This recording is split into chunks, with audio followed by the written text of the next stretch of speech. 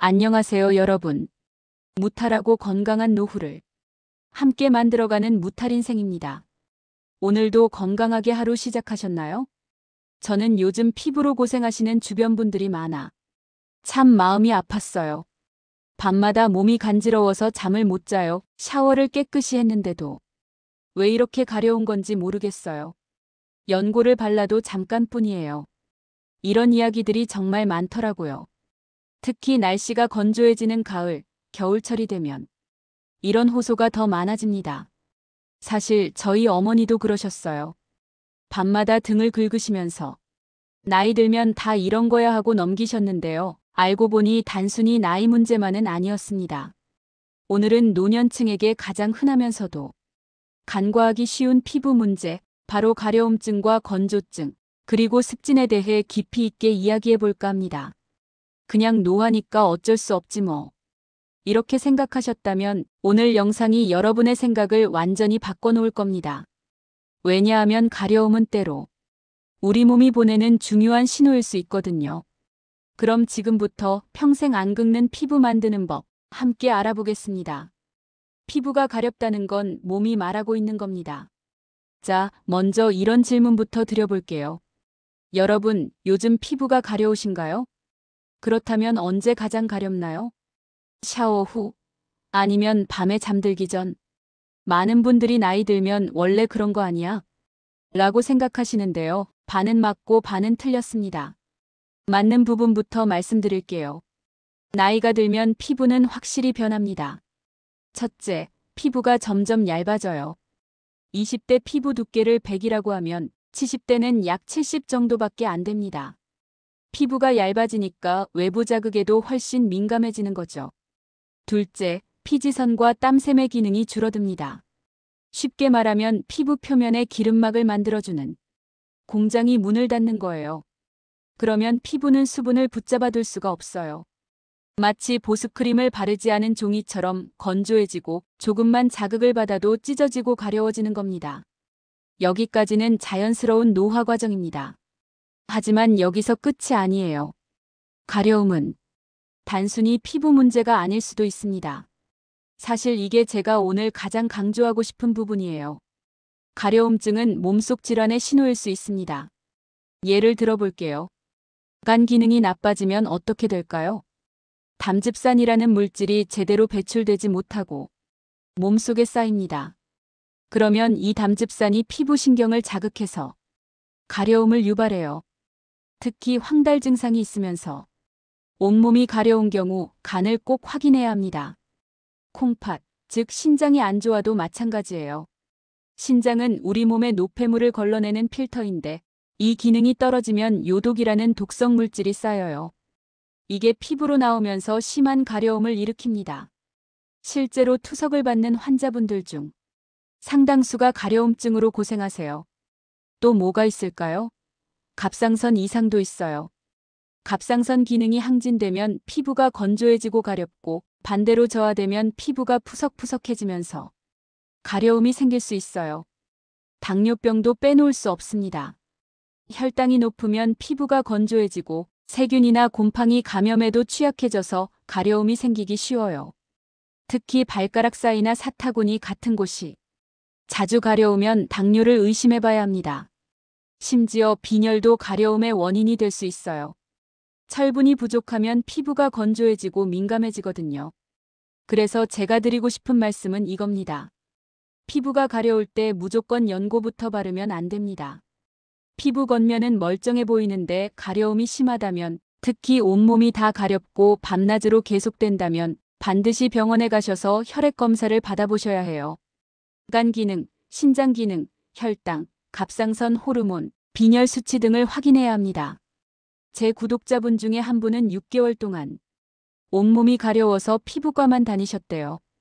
연고를 바르면 잠깐 나아지다가 다시 가렵고 그러다가 결국 내과에서 혈액 검사를 했더니 간 수치가 정상의 3배였다고 하더라고요. 간 치료를 받으니까 가려움이 싹 사라졌대요. 이런 경우가 생각보다 정말 많습니다. 그러니 가려움을 절대 가볍게 보지 마세요. 피부 장벽이 무너지면 가려움은 시작됩니다. 자, 그럼 이제 가장 흔한 경우로 돌아와 볼게요. 내과적인 문제는 없는데 그냥 피부 자체가 건조하고 가려운 경우요. 노인 피부의 가장 큰 특징은 뭐다? 바로 건조입니다. 이걸 조금 과학적으로 설명해 드릴게요. 우리 피부에는 천연 보습 인자라는 게 있어요. 영어로는 NMF라고 하는데요. 이게 피부 표면에서 수분을 붙잡아주는 역할을 합니다. 그리고 피부 바깥쪽에는 지질층이라는 기름막이 있어요. 이게 마치 비닐랩처럼 수분이 증발하는 걸 막아줍니다. 근데 나이가 들면 이 두 가지가 다 줄어들어요. NMF도 줄고 지질층도 얇아져요. 그러면 어떻게 될까요? 피부 속 수분이 그냥 공중으로 날아가 버립니다. 마치 뚜껑 없는 물통에 물을 담아 놓은 것처럼요. 그래서 노인 피부는 항상 갈증을 느끼고 있어요. 목마른 사막 같은 상태죠. 여기에 우리가 무심코 하는 습관들이 상황을 더 악화시킵니다. 첫 번째, 샤워를 너무 자주, 너무 뜨겁게 합니다. 나는 깨끗한 사람이야. 하루에 2번은 씻어야지. 이런 분들 계시죠? 특히 때를 미는 걸 좋아하시는 어르신들 많으세요. 근데 이게 피부를 망가뜨리는 주범입니다. 뜨거운 물은 피부의 기름막을 녹여버려요. 그리고 비누나 바디 클렌저를 온몸에 문질러 쓰면 NMF까지 씻겨나갑니다. 게다가 때밀이 타월로 박박 밀면 각질층이 벗겨지면서 피부 장벽이 완전히 무너져요. 그 결과 샤워 직후엔 괜찮다가 10분만 지나면 온몸이 당기고 가렵기 시작합니다. 두 번째, 샤워 후 보습을 안 하거나 너무 늦게 합니다. 나는 피부가 원래 건조하지 않아.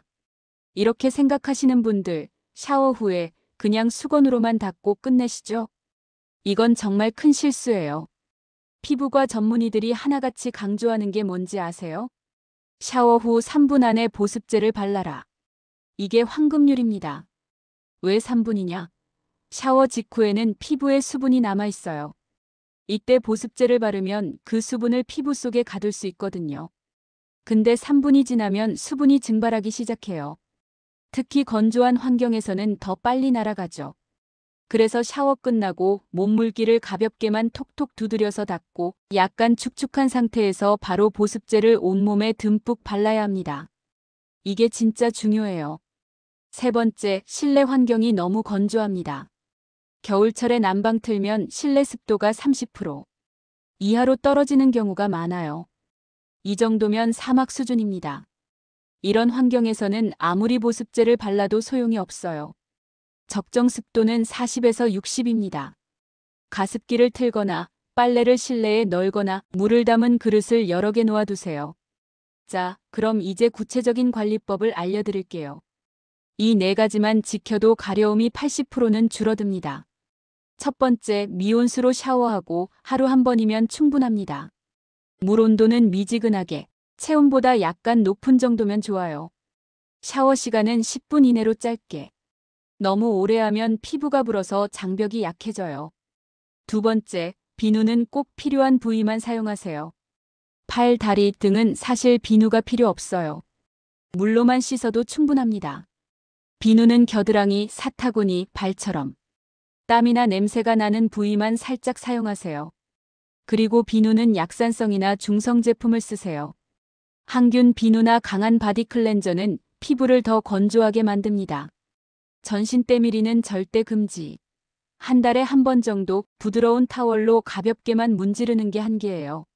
세 번째, 샤워 후 3분 안에 보습제를 듬뿍 바르세요. 어떤 보습제가 좋을까요? 기름기가 있는 제품이 좋습니다. 바세린은 가장 저렴하고 효과적이에요. 좀 끈적거린다는 단점이 있지만 보습 효과는 최고입니다. 세라마이드 크림은 피부 지질층을 보충해주는 성분이에요. 약국에 가면 여러 제품이 있어요. 유레아 크림은 각질을 부드럽게 하고 보습도 해줍니다. 로션보다는 크림보다는 연고 타입이 더 좋아요. 묽을수록 수분이 많고 보습 효과는 약하거든요. 양을 아끼지 마세요. 온몸에 충분히 발라서 피부가 촉촉하게 느껴질 정도로 바르셔야 해요. 네 번째, 옷은 면 소재로 너무 꽉 조이지 않게 입으세요. 합성 섬유나 모직은 피부를 자극해서 가려움을 유발할 수 있어요. 부드러운 면 소재가 가장 좋습니다. 그리고 너무 타이트한 옷은 피부에 마찰을 일으켜서 가려움을 악화시켜요. 편안하게 입으세요. 이 4가지 어렵지 않죠? 오늘부터 바로 실천할 수 있는 것들입니다. 그럼 이제 가려움증의 종류를 좀 더 구체적으로 알아볼게요. 크게 3가지 타입으로 나눌 수 있어요. 첫 번째, 단순 건조성 피부염. 이게 가장 흔한 경우예요. 피부가 하얗게 일어나고 긁으면 하얀 가루처럼 각질이 떨어지는 거 보신 적 있죠? 바로 이게 건조성 피부염입니다. 주로 어디에 생기냐? 정강이, 팔 바깥쪽 등 허벅지처럼 피지선이 적은 부위에 잘 생겨요. 특히 겨울철에 난방을 세게 틀거나 비누를 자주 쓰는 분들에게 많이 나타납니다. 증상은 간단해요.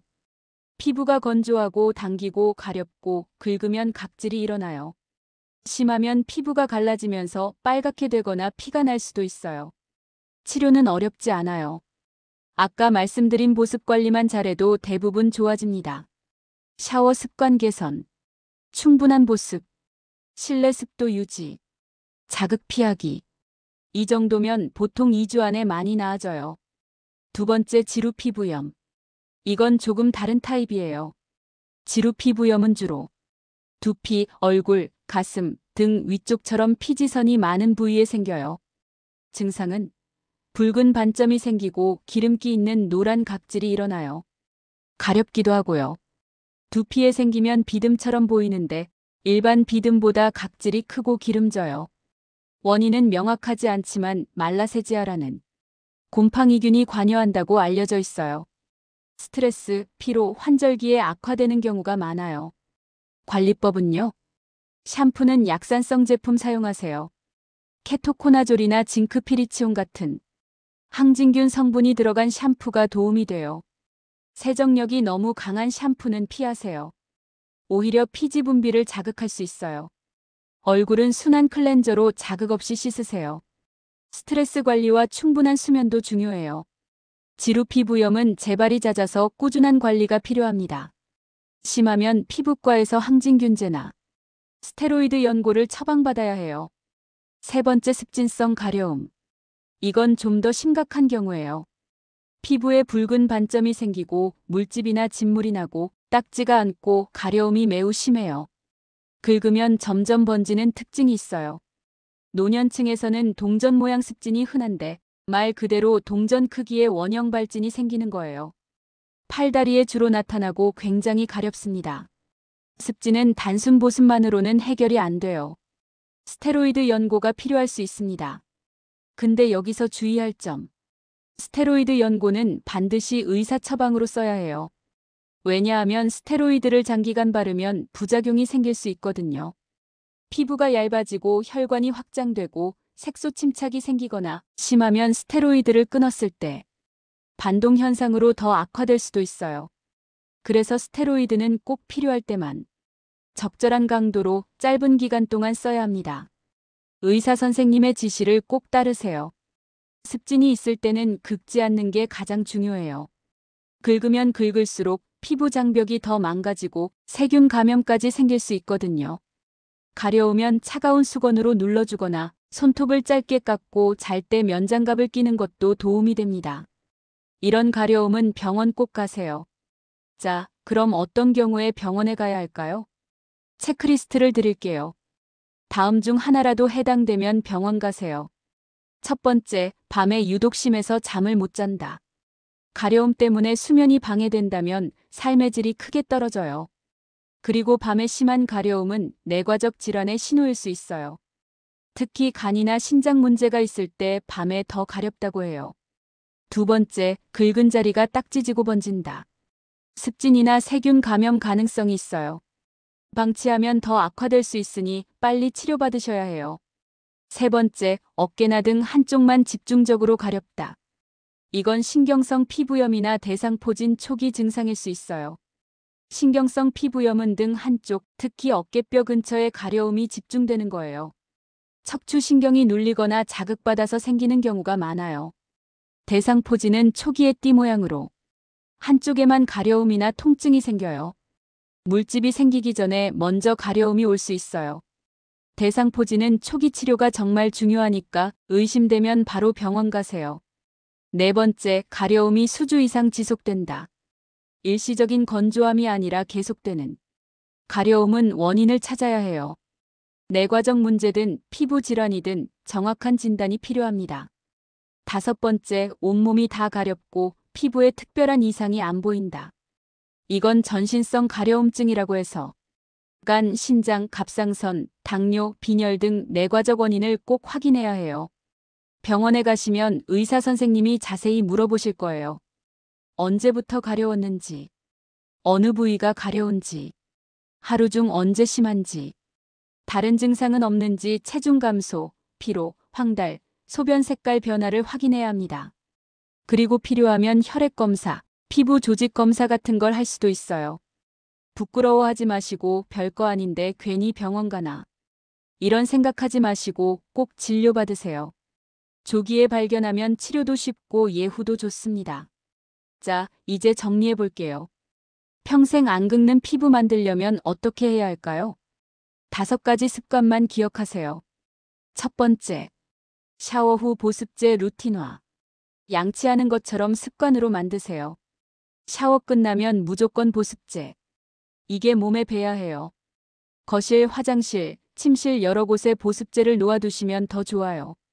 두 번째, 집안 습도 40에서 60% 유지. 가습기 사용하거나 젖은 빨래 널거나 물그릇을 놓으세요. 습도계 하나 사서 확인하시는 것도 좋아요.